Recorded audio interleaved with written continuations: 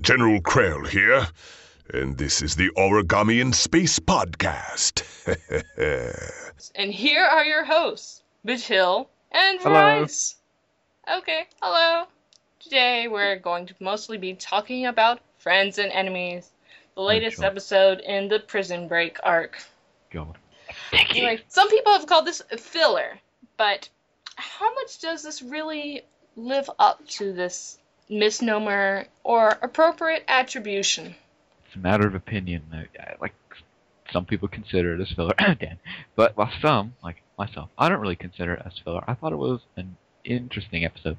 Kept my entertainment going for the majority of it, which was good. I don't like boring episodes. It definitely wasn't boring, and it was more of the plot thickens, not filler. Filler is when you just have stuff that's happening to take up time. Even though it's just one scene, this episode really revolves around a scene with Palpatine and Anakin. Because that's the one when you're having pretty much you could almost say all four sides in this episode, or maybe even five, who are interacting now. We have the High Jedi, that is Mace and Obi-Wan and Yoda. The Jedi there on this. Anakin and Ahsoka. Palpatine and... Oh, it's Palpatine. Palpatine. It's not Palpatine. Oh, Palpatine, sorry. You like Palpatine. Like, what? Palpatine. Good God. Palpatine. Pappy. Say it with me.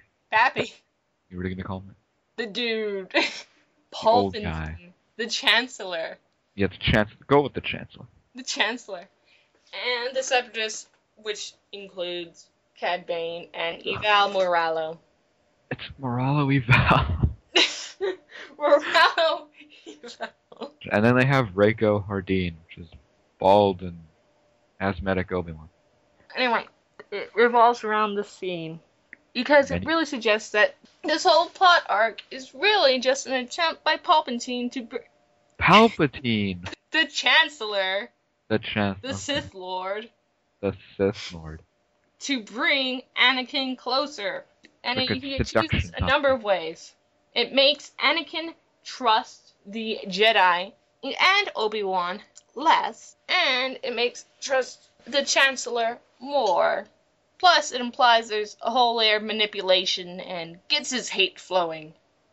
And one thing of note he says is, You know what I liked about he the says episode? something, he says, you cannot deny your feelings. They are what make you special. No. You know what I liked about the episode? This was actually really funny. Bane, he's getting his equipment stuff from Pablo. You know, the little Rhodian dude? He's like, oh, I'm going to get you. That guy? Uh-huh. He pricks him in the neck with a toothpick. I know, I just thought, Whoa. what? It was the weirdest That's weapon. just weird. It's like a toothpick? Well, I don't get it. It was the only thing he had on hand, and I wonder He could have used his hands. He could have, like, strangled him or... A toothpick? I guess he was trying to be in character. Because Cad Bane always has a toothpick, and apparently he found a toothpick supplier. Oh, so he can find toothpicks, but he can't find blaster pistols and a weapons shop? That's a good point. That's beautiful. I love that. I don't know. Maybe they provide them at all the local cantinas. Like, oh, have a toothpick. You'd think they'd have blasters around there too, but it's now Huda. That's like one of the biggest crime planets in the universe. You can't find any blaster pistols. What? I know. It just seems like a contrived reason to split up the characters. It was just, and then I don't know. Any person who said, "Oh, this place sells a lot of stuff," they don't sell that. They don't sell blasters, no, but you can find a hat with an antenna sticking out of it. Oh, that's very convenient. I don't know. Maybe they have bizarre weapon laws in Nal Hutta, but maybe. Or maybe there's like some gun syndicate that's controlling the supply of blasters, and only some people have them, or something like that. You know what? I think we're reading too much into this now. Anyway. And another thing. Bane's hat. I know! That was just so obvious. Like, he says, I don't like to stand out. And then he's like, oh, I'd rather have good style. He looks so stupid with that hat. I mean, who has a hat with an antenna sticking out of it? Like, what? And this outfit, I Some don't have like it. helmets with antennas sticking out of them, but a hat. It's better. It's a helmet. No. You're more used to seeing a helmet with an antenna sticking, but a hat just didn't look right. And his whole outfit, he looks like a farmer. I've said that like a million. He does. Look at him. He's got like the baggy pants. He's got like the overalls and everything. Yeah, he's got the purse. But he doesn't have a hick accent like this. I'll give it a few more episodes. And then he'll be degraded into this. Hell yeah, I'm Cad Bane. This podcast is going to cause so much controversy. It's going to be insane. You're trying to do accents, me dissing Cad Bane's hat. But it's alright, because that's technically of the accents of my area, so that's alright. Lovely. You know who we should talk about? Draco Hardeen, or Obi-Wan. Let's call him Obi-Wan. He's Obi-Wan. Like, he's Obi-Wan. Well, one thing I noticed, even though this is backtracking to the first episode, is that his build did not change. Only his face. They had exactly the same build and height. Yeah. Exactly the same muscles. Either that thing just changed his face, or they have the same bodies. It does just change your face. Yeah. And they got another thing that crawls inside you and changes up your vocal cords. I don't know what's up with that, but okay. Anyway, I thought it was funny how they did the standard cliche, how we have skinny, Cad Bane, mid-size, Ben / Draco Hardeen, and then we have fat, Moralo. He was actually kind of cool. I like him. And he was speaking like third person. That was kind of funny. I didn't realize he was speaking in third person. Yeah, he was like, Moralo is getting impatient or some crap like that. It was actually really funny. Most of the time he's speaking in first person. I think he was just sort of saying it facetiously. Because he's Moralo Eval. That's what he does. And I noticed how he wasn't a mediator in this episode. He was kind of acting like a third party in between Bane and Ben / Hardeen. He was like a third wheel in this one. I know, he was just sort of like, I'll sit back. But hey, if it was my favorite, it's alright. He's like, okay, you can fight as you want. But I'd he's rather supposed to be like the Bane. main one. And then he's like playing like third wheel to Bane and Kenobi. I think that's funny. Yeah, he's just sort of like, I don't care. I, for one, am not too much of a fan of Bane. I will admit it. I don't know, he's just kind of bland now. Because he was epic in Hostage Crisis, Cargo of Doom, Holocron. He was good in Seasons 1 and 2. Seasons 3 and 4, he's kind of boring now. I don't know what it is about him. They changed something. Something happened to him. He's just... Well, don't some people get oversaturated with Boba Fett in the EU? Exactly, yeah. Maybe it's because they've shown him too much, or I don't know what it is, but I just preferred Bane in Seasons 1 and 2. He acted more of like a badass.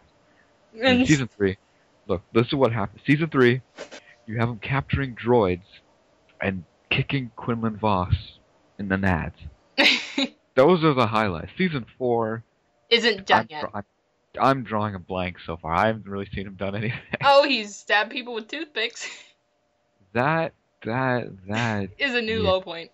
I don't know what to say about that. It sounds like Toothpicks. I'm still wrapping my brain around. He threatened someone with a toothpick.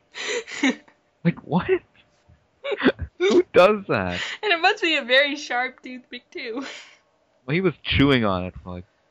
That would make it soft and rubbery. Maybe his deformed teeth made it sharp. He does have fangs, you know. Maybe it looks like his teeth are stained from chewing tobacco. It's disgusting, man.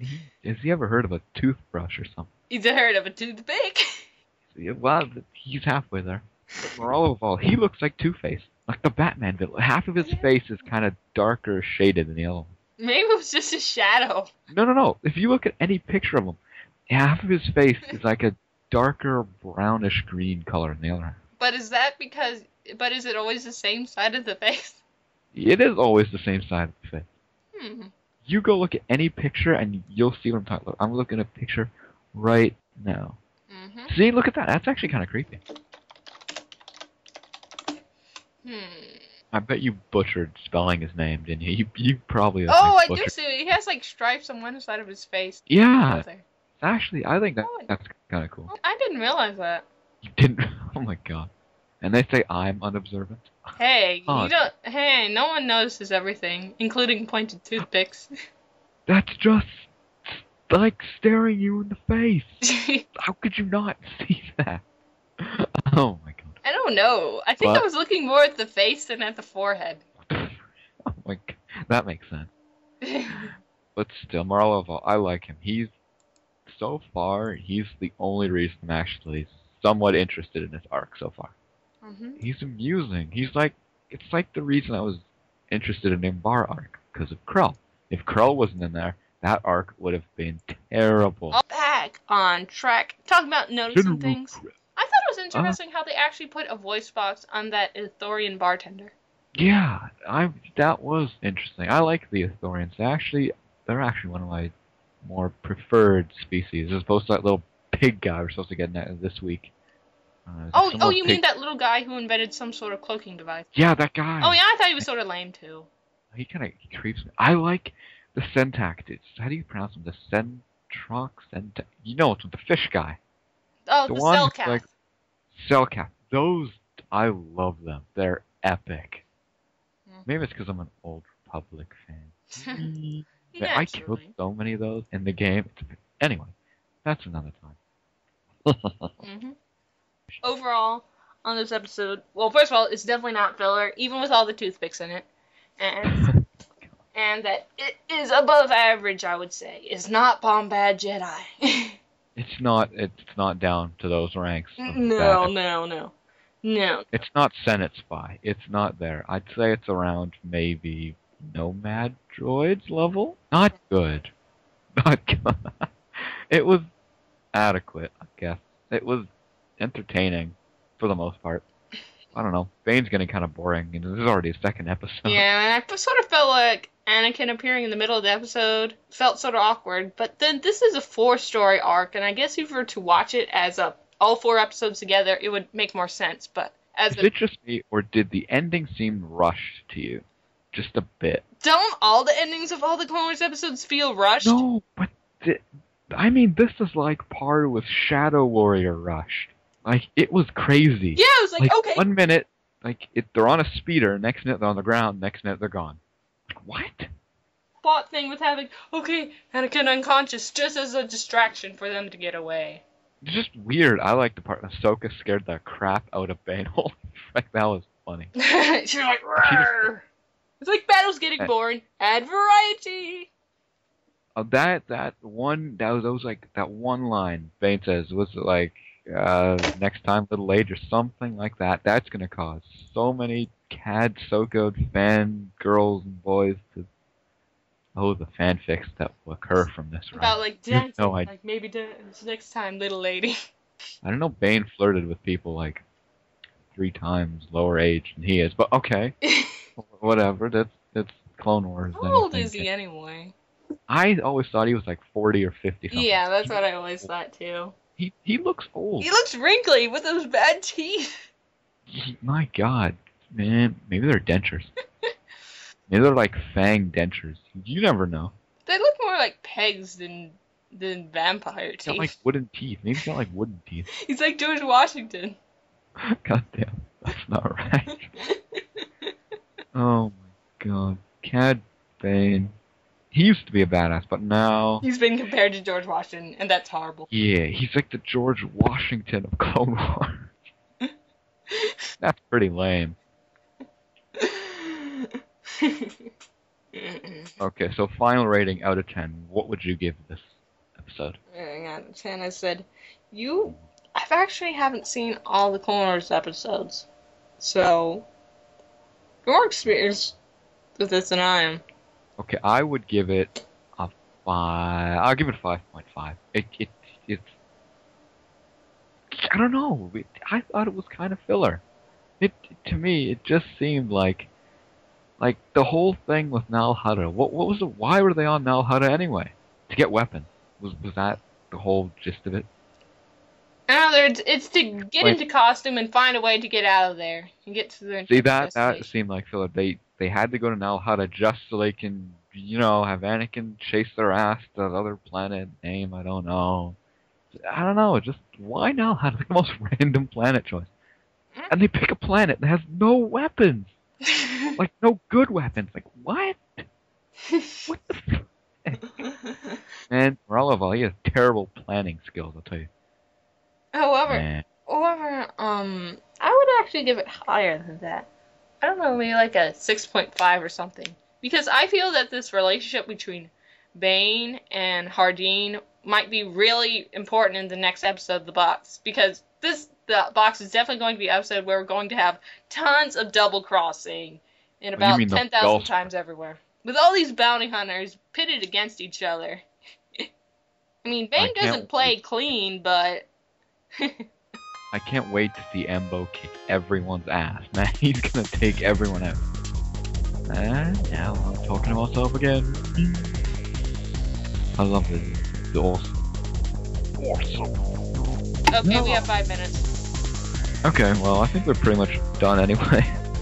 We gave the rating. So, anyway... Okay, so let's conclude.